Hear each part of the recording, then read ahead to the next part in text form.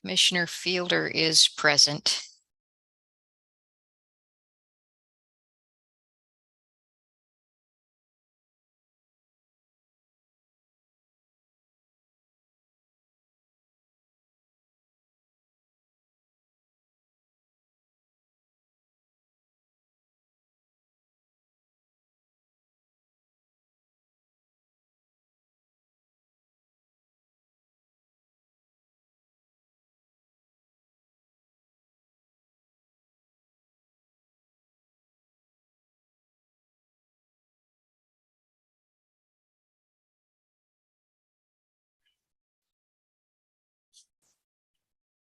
Excuse me, Mr. Chairman, can you hear me okay?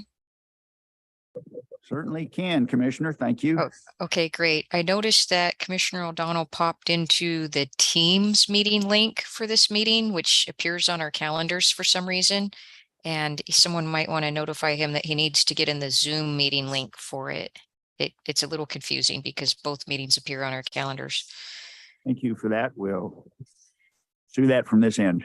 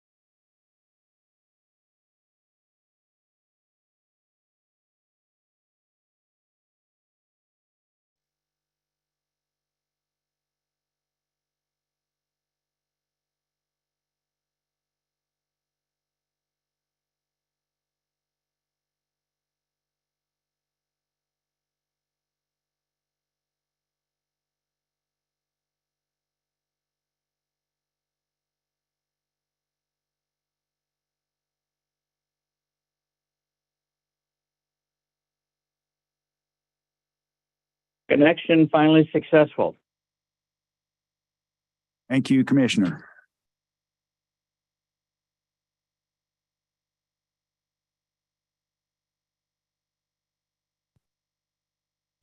Regular meeting of the Montana Public Service Commission is now in session. The time is 9:37 a.m. The date is December 6, 2022, and we are meeting in the Bollinger Room in the office of the Montana Public Service Commission in Helena, Montana. At this point, I would ask you all to rise and join us in the Pledge of Allegiance.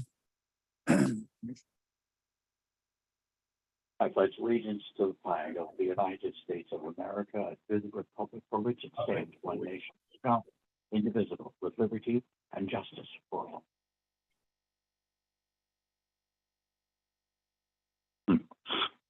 Thank you all. For the record, President Brown, myself, and Commissioner Pernocchi are present in the Bollinger Room. Commissioner Fielder and Commissioner O'Donnell are joining us remotely. Also with us, Senator Cuff, welcome. We appreciate you taking the time to join us.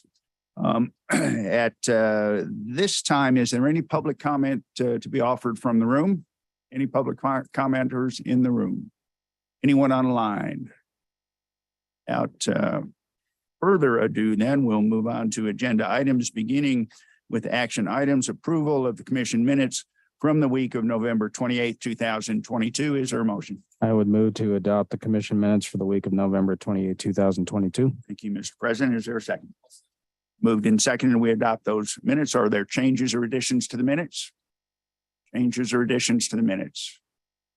Hearing none, call the question. All those in favor signify by saying aye. Aye. Aye.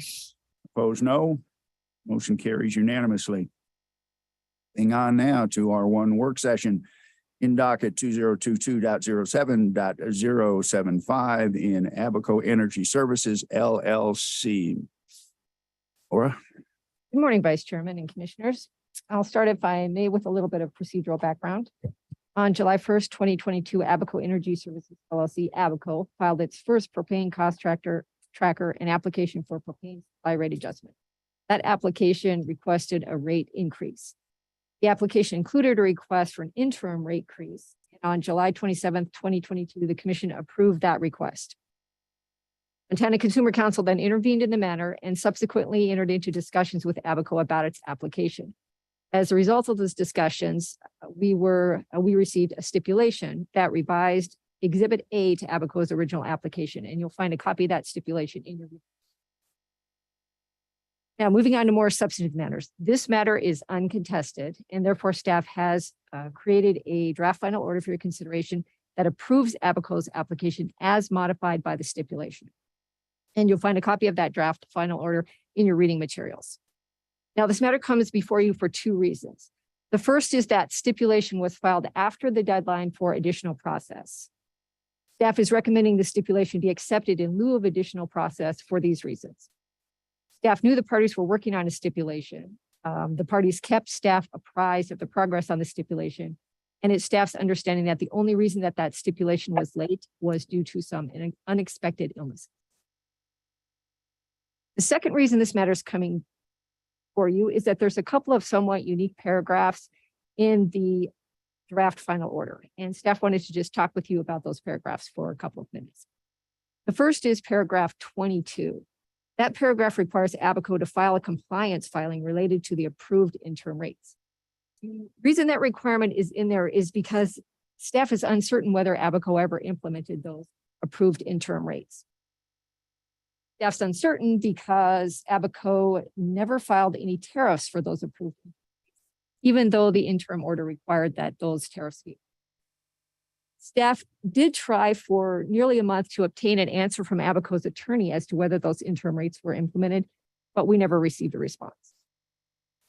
Staff considered several options about how to approach this matter. It considered trying to obtain yet again an answer from Abaco's attorney, and it did consider proposing that a show cause order be issued. In the end, I've considered that requiring a compliance filing would be an.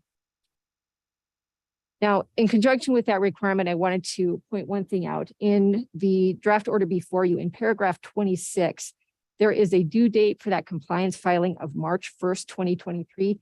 That date should have been January 31st, 2023. The second paragraph I want to talk to you all about is paragraph 21. That paragraph is in the order because as a result of the stipulation, the final rates proposed by Abaco are actually less than the rates that were approved in the interim order. That paragraph explains why a rebate is not being ordered, notwithstanding that fact, including the key reason that even if Abaco did implement the interim rates, the rebate may be very, very minimal. So with that little bit of explanation regarding the draft final order, staff would like to recommend the commission accept the stipulation in lieu of additional process, adopt as the commission's final order, the draft final order found in the commission's reading materials, with a change of date in paragraph 26 for the compliance filing to January 31st, 2023, and authorize staff to make further edits to the draft final order as needed to improve clarity without changing the disposition. With that, I'd be happy to answer any questions the commission might have. Thank you, Ms. Vakowski. The chair would entertain a motion. President Brown. Thank you, Mr. Chairman. I would move to have the commission accept the stipulation, despite the fact that the stipulation was filed after the deadline, to approve Abaco's application as modified by the stipulation, issue the proposed final order with one change as outlined by Laura to paragraph 26 of the order that revises the compliance filing deadline from March 1st back to January 31st, 2023, and then to authorize appropriate non-substantive edits, Mr. Chairman. Thank you, Mr. President. Is there a second to the motion? I second the motion. It has been moved, seconded that we adopt staff recommendation in this docket. Is there discussion of the motion? Mr. Chairman. Mr. Chairman. Go ahead. Mr. Chairman, I'm going to start by saying that I think that the staff recommendation is supportable. This morning, I do have some reticence in moving forward at this point in time, not the least of which is because I have come to the belief that we have experienced some intransigence from Abaco in this docket, which is extremely disappointing. I'm would like to note for the record that I am extremely disappointed with the fact that we were presented with a stipulation that doesn't address the question of whether or not the interim rate that was approved by the commission was ever implemented. I don't really like to put the commission in a position where we move forward without having all the relevant details. Second thing, and more troubling, is that I'm extremely disappointed that counsel for Abaco has not communicated with the commission, despite the fact that the commission has reached out multiple times asking for clarifying and relevant and dispositive information. I must confess my initial reaction to this was to issue a show cause to Abaco and to their attorney to have them appear before the commission to answer why they feel they don't need to answer to the commission. But I am comfortable at this point with moving forward through the mechanism of a compliance filing. I would state that if Abaco decides that it doesn't want to comply with our compliance filing, that I will certainly move to have a show cause hearing and bring Abaco and its attorney before the commission to ask them what they're doing, frankly. With that being said, is that I will support my own motion and encourage my colleagues to do so. Thank you, Mr. Chairman. Thank you, Mr. President. Commissioner O'Donnell.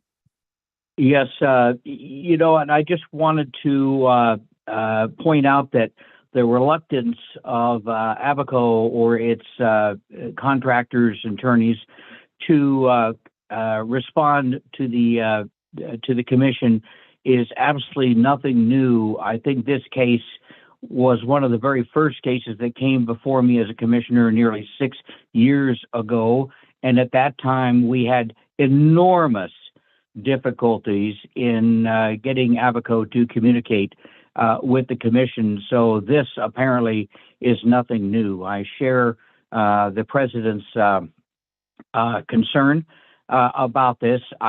There is no reason that I can even conceive of why they had not responded with a yes or no answer, whether or not they had implemented the rates. It's beyond imagination here. So I support the motion also and agree very strongly with the president's remarks, Mr. Chairman. Thank you, Commissioner O'Donnell. Commissioner Fielder, any discussion of the motion? Thank you, Mr. Chairman. Just briefly, I appreciate the prior comments from both of my colleagues on this matter, and the way that staff has laid out this order, I think is very well done.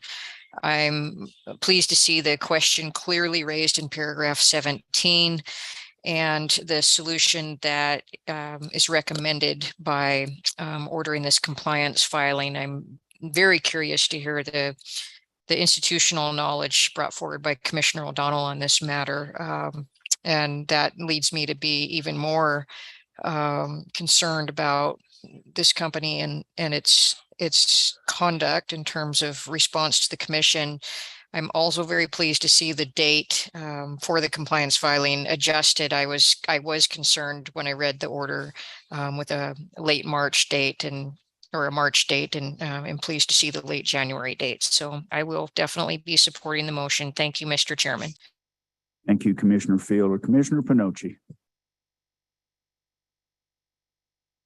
I guess the only thing that I would add before we call the question is that Ed, you told me when this docket first came before the commission that it would be one of the last dockets I would vote on at the end of my 8-year tenure.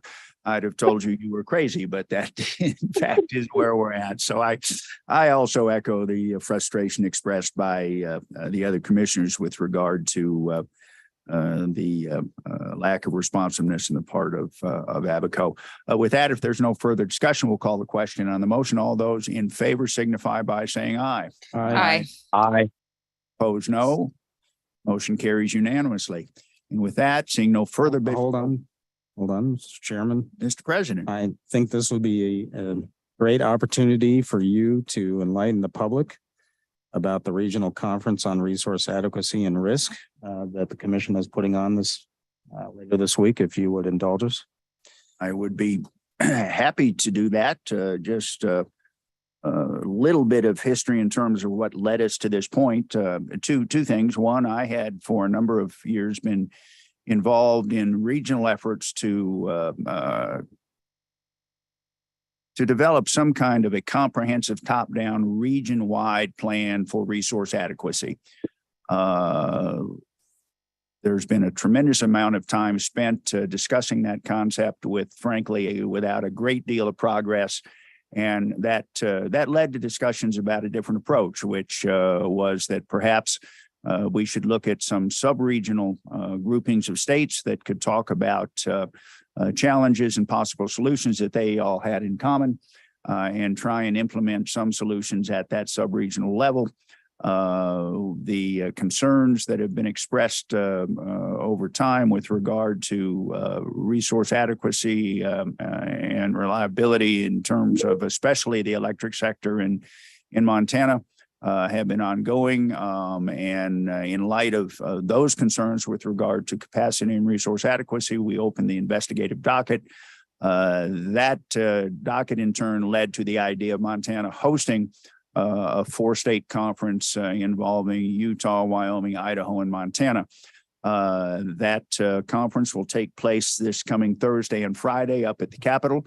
The public is more than welcome to Zoom in and or attend in person to observe those proceedings. It's our hope that this conference will identify a number of salient issues that group of 4 states will then pursue going forward, and that this will be the first, we hope, of a series of conferences designed to address this question of resource adequacy for Montana and that sub-regional group, Mr. President.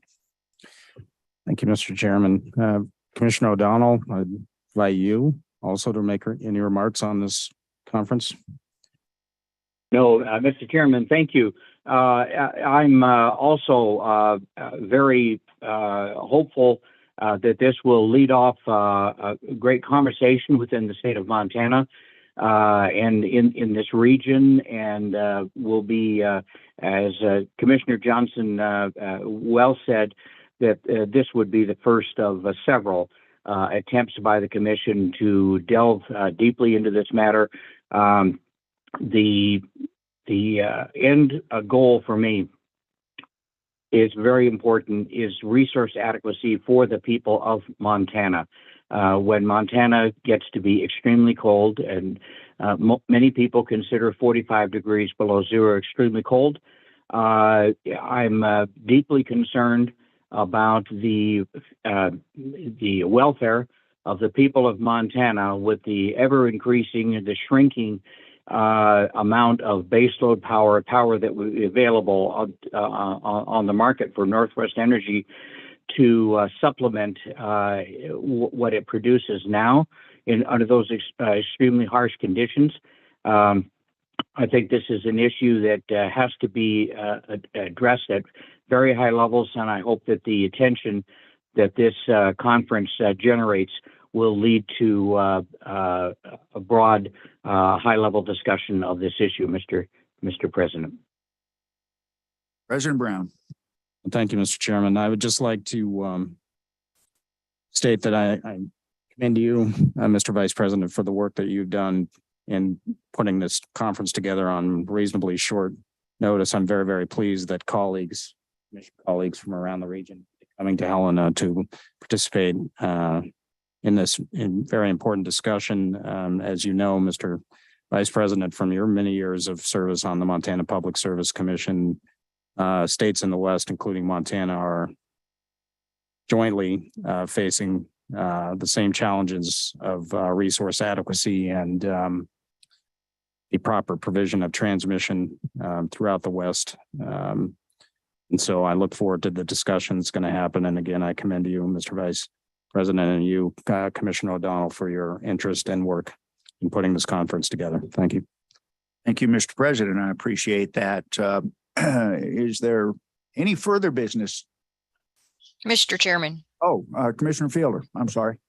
Thank you. Just for clarification's sake, I thought I heard at one point that a quorum was not allowed to be present at this resource adequacy conference, but it's on our commission calendar. So what is the situation? Is a quorum permissible at this meeting? Well, I would defer to attorneys, but I think we certainly have met requirements in terms of having publicly noticed this meeting, and I see no impediment at all. I would hope we'd have everyone in attendance would be my wish.